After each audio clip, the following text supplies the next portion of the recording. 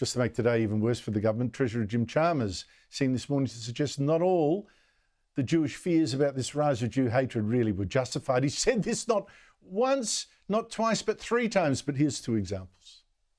Look, this is obviously a terrifying development, and what it shows is that the fears that a lot of Australians in the Jewish community have are not always unfounded. This is a chilling course of events, deeply troubling, unsettling, and what it shows is that the fears in the Jewish community are not always unfounded.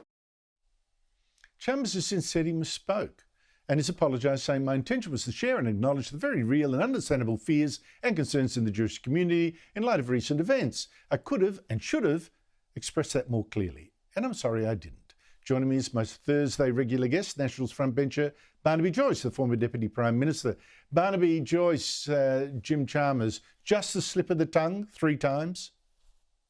Don't think so. I think that what's emanating from most of Mr. Chalmers and Mr. Albanese's rhetoric is the views of the cabinet. Obviously, what they're trying to do is walk this peculiar line where they try to make this comparison. At the start, it was Islamophobia and antisemitism. There's no mosques being threatened to be blown up. There are no mosques being burnt down. There's no graffiti on mosques. There is no issue with Islamophobia. There's an issue with antisemitism. That's what we see. We're seeing people who wish to kill Jews. And what we saw in that caravan is they wish to create a terrorist event, which would be a substantial terrorist event.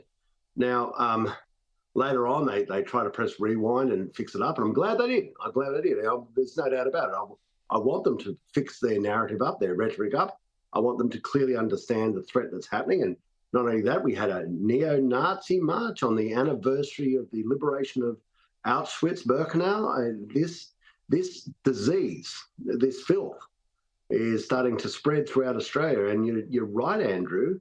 I don't see the controls, the check, the emphatic movement by the Labor Party to do something about this. This is like a fire that if you just sit back and watch it, it ends in no good whatsoever.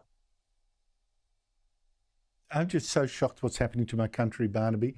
But I got to say, in Albanese's mitigation, this Jew hatred didn't come from, just sort of out of the ground suddenly, 15 months ago. As I've shown, you can go back to Malcolm Fraser, you could go back to Paul Keating, trying to keep a hate preacher who became our Grand Mufti in the country. What do you think was our biggest mistake, and how do we fix it now?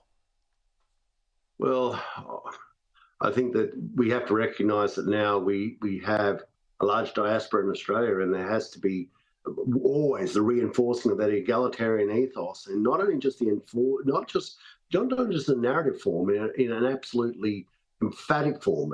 As Peter Dutton said, you need one flag. You need to clearly understand what it is to live in this nation, and people have got to understand the contract. All of us, the contract of being Australian. It means that if you are not part of the egalitarian ethos, then you don't have a place here.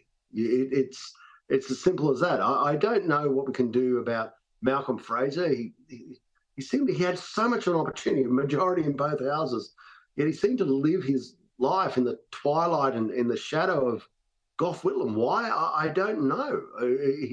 He made emphatic mistakes about trying to sort of believe that you could bring people from a civil war, but leave their issues behind. Well, maybe after a few generations you can, but do we have that time? I don't know. Do you want to try and tie your nation up in something that, if it can't be solved in other parts of the world, what magic do you think is going to happen that you're going to somehow solve it here? And in the generation of the people who are actually fighting the civil war, and that goes for any civil war from any part of the world, by the way.